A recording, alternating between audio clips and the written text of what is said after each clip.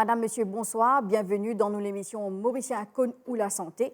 Aujourd'hui, nous proposons un topic qui entier Maurice nous causait, c'est les personnes âgées, vieillissement de la population. Et quand nous cause les personnes âgées, nous connaissons les personnes âgées, sont fragiles, ont beaucoup de maladies comme diabète, tension, cholestérol, maladies cardiovasculaires. Et dans nos plateaux ce soir, nous prenons beaucoup plus de détails dans cette émission-là, que nous voulons de quelle manière le gouvernement peut prendre soin de ces personnes âgées-là et permettre un département, une unité, surtout dans l'hôpital, pour prendre soin. Là, nos plateaux, nous avons Dr Shiv Sigobine, Dr Shiv Sigobine qui est gériatre et qui est aussi officier en charge du département médecine gériatrique au ministère de la Santé. Dr Sigobine, bonsoir. Bonsoir, Chana. Alors, Dr Sigobine, avant qu'il nous gagne beaucoup plus d'informations, l'unité qui a une setup et aussi l'urban personnes âgées, bien un petit peu l'urban statistique. Oui. Alors, Chana, à Maurice, nous désignons environ 20% de la population qui est dans 60 ans ou plus, donc environ 280 000 dimoun âgés. Parmi ces 280 000 dimoun âgés-là, il y a environ 25 000 qui sont alités et qui sont donc très dépendantes. Et aussi, nous devons noter que parmi la population âgée, il y a un élément de féminisation, un petit peu plus que 60%, c'est madame. Pourquoi? Parce que life expectancy à Maurice, comment ailleurs dans le monde, est plus élevé pour madame. Madame en moyenne vivent 77 ans, alors que monsieur vivent 70 ans. Donc, Dr Sigobine, pour ces 280 000 personnes âgées qui nous sont dans nos pays-là, qui manière le système public peut prévoir un soin pour nos personnes âgées? Oui. Alors, Chana, il y a une grande série de mesures qui peuvent implémenter graduellement. Tout d'abord, les bons moments mentionnent qui peut ouvrir un acute care of elderly wards dans tout l'hôpital régional. Nous désignons un acute care of elderly wards qui finit ouvert dans 3 hôpitaux et bientôt nous allons l'ouvrir dans les autres hôpitaux. Donc justement, nous avons acute care elderly wards. Donc nous avons, par exemple, nous avons 3 hôpitaux qui finissent ouverts, les 5 hôpitaux et nous avons les autres unités qui peuvent ajouter. Oui. Alors, les acute care of elderly wards, depuis mars cette année, ils commencent ouverts. Ils ouvrent tout d'abord à l'hôpital Sessusagor Ramgoulam dans le nord, et puis à l'hôpital Sarnirou Djognot dans Flac, tout récemment à l'hôpital Victoria à Candos, et très bientôt à l'hôpital Jitu dans Port-Louis, et il pouvait aussi à l'hôpital Nérou dans Rosebel. Saban ward là, il y a 2 wards dans chaque hôpital, donc un ward male et un ward female, environ 35 lits dans chaque ward généralement. Et il est important pour nous comprendre qu'il y a Saban ward là, il y a un équipement et une infrastructure qui est adaptée aux soins des personnes âgées. Comme quoi, par exemple, quand on a une personne âgée, surtout si elle est dépendante, si elle est alité, il y a un risque de gagner un bed sore. Ou bien s'il finit de gagner un bed sore, il y a un risque d'aggravation sur le bed sore. Alors, il est important qu'il y ait un lit médical qui est adapté pour une personne âgée. Il est important qu'il y ait le type de matelas qui est besoin pour une personne âgée. Il est important qu'il y ait besoin de toilette, salle de bain dans l'hôpital, là, bien set-up. Ça veut dire qu'il y a un rail, il y a un anti-slippery flooring. Il est important qu'il y ait là même un anti-slippery flooring, il y a un rail et dans les autres équipements aussi qui besoin. Il y a une infrastructure qui besoin comme un family meeting rooms que tout capable in privacy, ou assise avec la famille ou discuter la personne là dans place discuter dans le couloir ou assise en privacy, nous peut discuter parce que vous connaissez la médecine gériatrique, c'est une médecine de famille. Alors, tout ça là, il faut une partie d'un équipement, d'une infrastructure qui fait mettre dans ce ward-là. Et comme on me dit, c'est déjà fait dans 3 hôpitaux, bientôt il pouvez donner les autres hôpitaux. Il n'y a pas une question seulement infrastructure et équipement. Ce ward-là est aussi géré par un système de protocole que le ministère de la Santé fait ensemble avec l'OMS, l'Organisation mondiale de la santé, donc le WHO. Parce que pour chaque maladie qui concerne les personnes âgées, par exemple la démence, le bed sore, le diabète, tout ça, là, nous devons gérer selon les normes internationales. Alors, staff gagne training chaque semaine, donc comment pour appliquer ce protocole-là, parfois bien plus souvent que chaque semaine, parfois même chaque jour. Et où il y a un soin d'après ce protocole-là, où il y a un soin qui nous a implémenté qui appelle un soin multidisciplinaire. Multidisciplinaire, ça veut dire, quand on dit vous n'avez là, besoin un gériatre, il y a non. Quand il y a un cardiologue, il y a non. Quand il y a un surgeon, il y a non. right? Quand il y a un neurologue, non. Donc, c'est ça le soin multidisciplinaire que tout ça va experts-là participent dans le soin de la personne âgée, chacun de sa manière. Et comme recommandé par l'OMS aussi, nous avons ce qu'on appelle un Allied Health Team. Allied Health Team, ça veut dire physiothérapeute, social worker, diététicien, psychologue, tout ça. Ça a signé important dans le soin de la personne âgée. Alors, voilà un petit peu the essence of what the acute care elderly wards are. Donc, et tout ça, nous déjà, et en lit, et nous pouvons déjà pratiquer le moins de patients. Oui, dans les 3 hôpitaux et bientôt dans les 2 autres hôpitaux. D'accord. Docteur Sigobin, il y a un problème qui va une personne âgée faire face. Il y a beaucoup de personnes âgées qui peuvent atteindre la démence, oui. Alzheimer en ce moment. Donc, est-ce qu'il y a un soin approprié pour ces personnes? Oui. Effectivement, la démence, vous connaissez statistiquement, l'OMS dit qu'après l'âge de 60 ans, environ 5% de toutes les personnes âgées atteintes de la démence. Et plus l'âge avance, plus le risque d'être atteint par la démence est augmenté. À l'âge de 90 ans, il est plus que la moitié du monde, par exemple. Mais pour dire avec ça, plusieurs choses peuvent faire. Comment on peut dire où il y a un inpatient ward, un ward qui admet patient, mais qui nous fait pour dire qui ne pas admettre là, qui sont situation pas demande d'être admis. Mais dans tout l'hôpital régional maintenant, fin implémente ban Early Dementia Diagnosis Clinics. Il y a quelques années de cela, il était déjà là dans l'hôpital Condé, dans l'hôpital des Dos. Maintenant, dans tout l'hôpital est bien implémenté. Et qu'est-ce que ça veut dire? Ça veut dire qu'il y a un seul rendez-vous, ça dit qu'il y a un problème de mémoire là, d'un seul rendez-vous, il va besoin de rendre plusieurs fois. Il finit d'être gériatre, neurologue, il finit d'être psychiatre, il finit d'être psychologue, il finit d'être social worker. Right? Alors, il y a un soin multidisciplinaire, une prise en charge multidisciplinaire dès le début, pour qu'il, dès le début, lui-même et que sur la famille, parce que bien sûr, nous recevons la famille là, ensemble, dès le début, commence à gérer sa situation qui appelle dementia là, sur toutes ces facettes. D'accord. Nous avons aussi les autres dépistages. Et les autres programmes de dépistage qui sont implémentés depuis juillet l'année dernière, le ministère de la Santé il implémente un programme de ce que le WHO, le World Health Organization, appelle ICOP Screening, c'est-à-dire Integrated Care for Older People Screening. Qu'est-ce que c'est? C'est un dépistage chez la population âgée de maladies qui sont bien communes. Hein?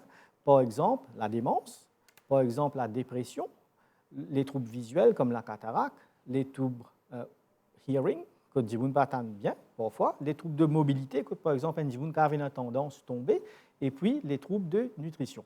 Alors, ce programme-là, il finit commencer d'abord dans le primary care system, c'est-à-dire dans une médiclinique, dans une dispensaire, dans un area health center, tout ça là, et il y a environ 610 personnes qui peuvent screen chaque mois depuis juillet l'année dernière. En plus de ça, nous pouvons faire ça aussi, l'Urban Acute Care Elderly Wards qui nous ouvert, qui nous peut causer fait là. Et en plus de ça, il y a une coopération technique entre le ministère de la Santé et le ministère de la Sécurité sociale, que les 370 médecins de la Sécurité sociale aussi peuvent faire ça petit à petit pour la population âgée. Donc, Dr. Shiv, si Gobin nous connaît, nous avons tout le monde personne âgée qui est capable de venir à l'hôpital. Nous avons une personne âgée, malheureusement, en totalité. Vous connaissez, nous avons le ministère de la Sécurité sociale qui rentre en jeu aussi, mais le ministère de la Santé aussi, il y a un grand pas à faire dedans. Absolument, nous travaillons en coopération, bien sûr, et nous sommes bien contents pour constater que dans le dernier budget annoncé il y a quelques semaines, l'âge automatique quand on a une visite du médecin de la Sécurité sociale chaque mois, l'âge automatique, il saute 90 ans, il vient 85 ans. Ce qui peut permettre beaucoup de monde quand même gagne accès à une visite du médecin de la Sécurité sociale. Mais ça ne veut pas dire qu'il existe des gens là à 85 ans qui gagnent une visite. Hein. Ce n'est pas ça là. Parce que n'importe qui là, ce qui dit là, non. Même il y a 60 ans, même il y a 55 ans. S'il y a une maladie sévère qui est assez pour un lit dépendant, même à l'âge de 60 ans, là aussi, le ministère de la Sécurité sociale lui donne une visite médicale chaque mois. Et comment on peut dire où? Il y a un team de 370 médecins quand même qui assure ce service-là. Quand nous causons une personne âgée, Dr. Sigobin, il est très important de nous connaître qui une personne âgée tellement vous êtes faible, tellement vous êtes fragile et tellement vous êtes une maladie, vous êtes besoin à la wenses. Oui, parfois besoin de diapers à la wenses, on a tout ça à la wenses qui Absolument, Chana, vous avez raison. Parfois, besoin de l'aide sociale financière. Et heureusement, nous trouvons une fois de plus que dans le dernier budget, le Carers Allowance vient de monter. Ça allowance tous les mois, quand de Nendimoun, quand il est dépendant là, quand il a besoin de carer pour Gitli. Nous trouvons aussi qu'il y a le Diapers Allowance pour les gens qui ont besoin de mettre couche. Et nous avons l'aide financière donnée pour les gens qui ont besoin de mettre lunettes, pour les gens qui ont besoin d'acheter des hearing aids, et puis pour les gens qui ont besoin d'acheter des wheelchairs. Alors, tout ça, là, et c'est une petite chose qui, sous certaines conditions, parfois, right, et dans certains cas, quand on a means testing, tout ça, il dépend, right, mais sous certaines conditions, donner une aide financière pour supporter tout le monde. Et là, nous avons le Protection of Elderly Persons Act. Donc, est-ce que ce acte-là, nous pouvons amender? Oui. Alors, Chana, comme on connaît la loi datée de 20 ans, comme on peut mentionner, le Protection of Elderly Persons Act, qui est là pour protéger les personnes âgées contre les abus. Et ça acte-là, c'est un parmi les textes de loi sur lesquels le gouvernement peut travailler pour mieux protéger les personnes âgées. En fait, il y a une série de textes de loi. On a le Protection of Elderly Persons Act, qui peut revoir. On a le Public Health Act, qui est un acte centenaire, qui existe depuis 100 ans, mais peut revoir, peut mettre en œuvre complètement. Et ça, bien sûr, avec Population Aging, nous peut mettre une provision là-dedans pour protéger les gens âgés. Et dans le Private Health Institutions Act, qui réglemente le système privé. Ou on a un Ombudsperson for Elderly Act, qui est en préparation. Ombudsperson for Elderly, pour aider les gens âgés, lutte contre toutes les potential forms of abuse aussi. Après, oui, non, le Ombudsperson for Health Services Act aussi, qui est en préparation au ministère de la Santé. Donc, tout ça, un texte légal en ensemble, vont renforcer les droits des personnes âgées beaucoup, beaucoup mieux. Nous avons aussi le National Geriatric Programme, qui est sous le Health Sector Strategic Plan, qui ça aussi est très important. Oui, Chana, vous avez raison. Comme cela a été annoncé il y a quelque temps, le ministère de la Santé peut préparer un très gros plan qui s'appelle le Health Sector Strategic Plan pour toutes les facettes du problème de la santé à Maurice et comment nous pouvons avancer là-dessus. Mais dedans, il y a une grosse section qui peut appeler le National Geriatric Programme, comme annoncé dans le dernier budget. Le National Geriatric Programme, donc, il englobe tout ça que nous pouvons causer là, pour que de façon cohérente, nous puissions prendre en charge le vieillissement de la population du point de vue médical. Docteur Sigobine, quand nous causer ça va soins qui nous donnent dans le secteur public, il est important et que vous pensez c'est une priorité aussi du ministère pour qu'il nous recrute un personnel afin qu'il nous capable de donner un meilleur service. Donc, est-ce que le ministère peut venir avec un projet pareil? Définitivement, Chana. Comment on peut dire, on connaît avec le vieillissement de la population, pour bien plus, il pour être un âgé, c'est naturel. Un âgé, comme on connaît parfois, quand il est à l'hôpital, il y a pour se couche, par exemple. It demands a certain amount of workforce, a certain amount of labor. Et là, quand on dit nous prenons un recrutement personnel, c'est important de nous capables de former un personnel là aussi. Parce qu'au départ, quand tu peux dire nous, quand nous pouvons prendre soin d'une personne âgée, nous avons un problème de bed sores. Mais bien sûr, on a un équipement, une infrastructure qui est déjà présent et qui est bien réfléchi. Par exemple, un handrails, un matelas, etc. Mais un bed sores, si ou pas un personnel formé pour retourner là, pour changer position là, donc là, il y a un problème. Absolument. Donc, formation est très, très important. Et même pas la formation, mais nous cause maintenant la formation en continu. C'est-à-dire que la formation ne doit jamais cesser parce que la médecine évolue et nous devons continuer à évoluer. Et tous les semaines au moins, quand nous faisons un acute care of elderly wards, dans tout ça, dans l'hôpital là, nous faisons une session de formation de 1 temps avec un médecin, avec un infirmier. Et souvent, nous faisons beaucoup plus qu'une semaine. Il dépend de l'availabilité staff, parce que vous connaissez, le staff, bien sûr, il est là, il peut être patient. Mais comment il y a un moment quand nous sommes capables de prendre nous former, ça aussi nous fait à intervalles très, très réguliers.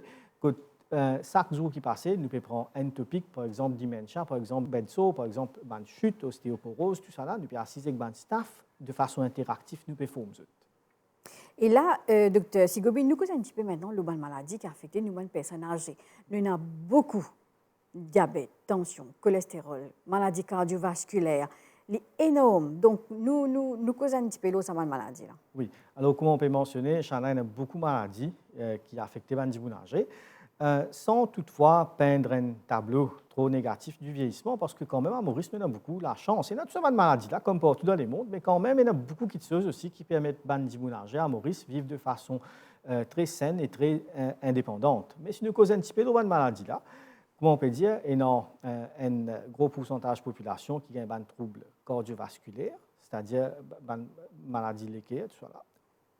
Un stroke, c'est-à-dire une attaque cérébrale, le cancer, différentes formes de cancer, d'accord, ou un diabète, ou l'hypertension, ou un problème de cholestérol.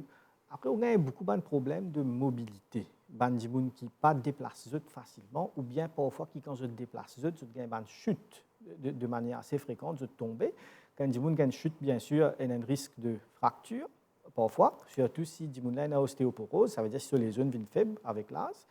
Après, comme tu peux mentionner, il y a un problème de démence aussi. Comme partout dans le monde, côté dans le vieillissement de la population, il y a un certain nombre de dimoun, environ 18 000 dimoun à Maurice déjà, qui ont la démence. Il y a différents types de démence. Ce qui est le plus fréquent, c'est Alzheimer, mais il n'y a pas que Alzheimer, il y a différents types de démence aussi. Alors, tout ça, cette maladie-là, à la fin, il est capable de result into a loss of independence. Ça veut dire que les gens sont capables d'être dépendants. Et c'est là que tu peux mentionner qu'il y a environ 25 000 dimoun âgés qui sont très dépendants à Maurice. Mais quand même, la majorité de ces 280 000 dimoun-là se réussissent à maintenir l'indépendance à travers toutes les mesures que tu peux mentionner. Et qui bonne précaution nous besoin prendre? Oui. Alors, il y a beaucoup de précautions qui nous capables de prendre pour qu'ils nous vieillissent bien, ou bien pour qu'ils, même une fois nous finissons vieillir, nous pas gagner de complications. Tout d'abord, comment nous connaissons, bien mange sainement, bien évite l'alcool, bien évite le tabac, bien être bien hydraté, boire de l'eau, surtout dans l'été quand il fait chaud, bien pas manger des affaires trop gras, trop sucré, trop salé, right? Bien faire l'exercice, et il y a beaucoup d'études de recherche médicale à travers le monde qui montrent où le type d'exercice aussi il fait une grande différence. Bien faire l'exercice qui promouvoit la flexibilité et la balance, c'est-à-dire tai chi, yoga. Tai chi et yoga, c'est une affaire bien établie dans la médecine gériatrique parce qu'il montre qu'il y a des gens qui font tai chi et yoga parce qu'il encourage maintenir une bonne balance dans votre corps et une bonne flexibilité. Votre risque de chute vient beaucoup moins. Votre risque de tomber vient moins. Donc, votre esprit mobile, vous avez une confiance dans votre mobilité et votre risque de fracture est beaucoup moins. Donc, ça est important. Et puis, vous connaissez, il y a beaucoup d'études de recherche médicale qui montrent que le plus une personne âgée reste connectée socialement, le plus ça protège dans diverses façons. Il protège sur la santé cognitive, ça veut dire sur la mémoire, il protège sur la santé mentale, ça veut dire qu'il n'y a pas de dépression, il tenir informé. Alors, nous encourageons tout le monde à rester bien connecté, vivre en famille, pas vivre en isolation, vivre près des autres enfants, pas loin, et rester dans un groupe de personnes âgées, faire une activité, une sortie, un talk, tout ça, dans une Senior Citizens Associations. Comme nous connaissons à Maurice, et dans quelques centaines de Senior Citizens Associations, tout à travers l'île, nous encourageons tout le monde à joindre ce groupe-là, ça protège beaucoup en termes de santé. Après, nous visons dire qu'il bandi âgé, médicalement, plus de stimulé au niveau cérébral, au niveau de votre cerveau, plus ça réduit le risque qu'ils gagnent la démence.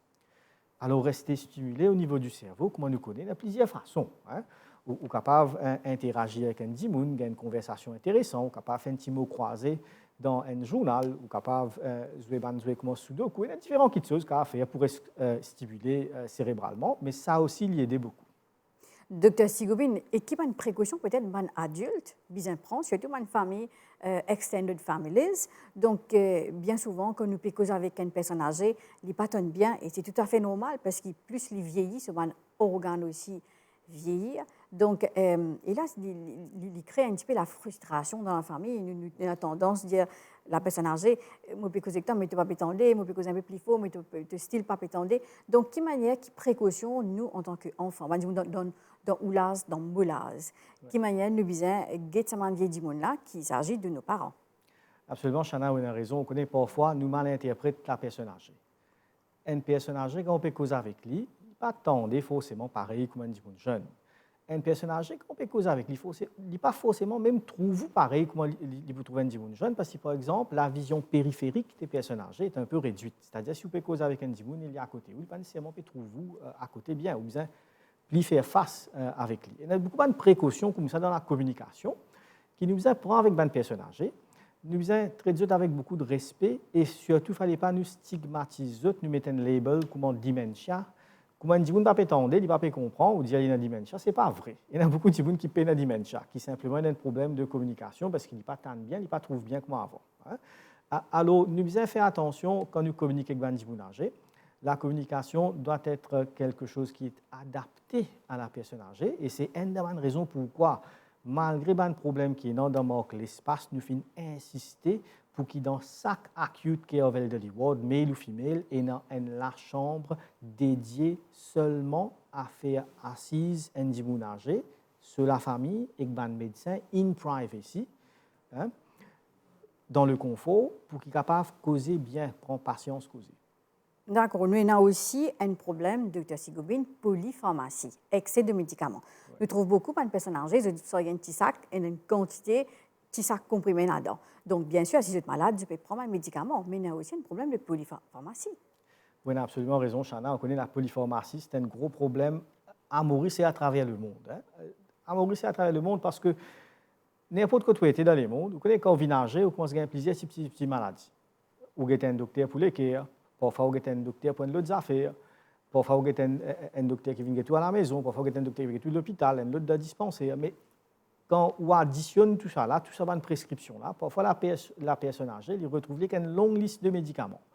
Et sa longue liste de médicaments là, il n'est pas toujours bon en combinaison. Peut-être individuellement, mais en combinaison, si vous prenez 20 comprimés tous les jours, effectivement, il est capable de faire certains dommages. Parfois, l'écho pas réagir bien à tout ça de médicaments là quand on combine ensemble. Parfois, les médicaments là commencent à interagir entre eux. Et il y a l'étude de recherche médicale qui montrait très clairement quand on prend un excès de médicaments, on commence à chuter plus souvent, on risque de tomber vient beaucoup plus fort, surtout si vous prenez un excès de médicaments qui baisse tension, soit si vous pouvez prendre un excès de médicaments qui agissent sur le cerveau comme un antidépresseur, tout ça. Et alors, nous devons faire bien attention donc à ce qui s'appelle la polypharmacie, c'est l'état de prendre trop de médicaments là. Et ça, comment nous régler? Nous disons que chaque la famille, pour la personne âgée, il garde une bonne liste qui exactement dit moun la peut prendre. S'il n'est pas qu'à garder la liste là, même il amène ce sac plastique avec 20 médicaments là-dedans, mais laisse-lui montrer le médecin qui prescrit toutes ces affaires là. Le médecin là qui prend une décision, capable de dire la priorité parmi tous ces médicaments là, c'est A, B, C, mais ce n'est pas tous les 20 médicaments. Alors, il est important que chaque la famille et chaque dimoun garde la liste, soit amène tous ces médicaments-là, montrer chaque médecin, comme ça, le médecin connaît la situation, que dimoun peut être plusieurs médecins.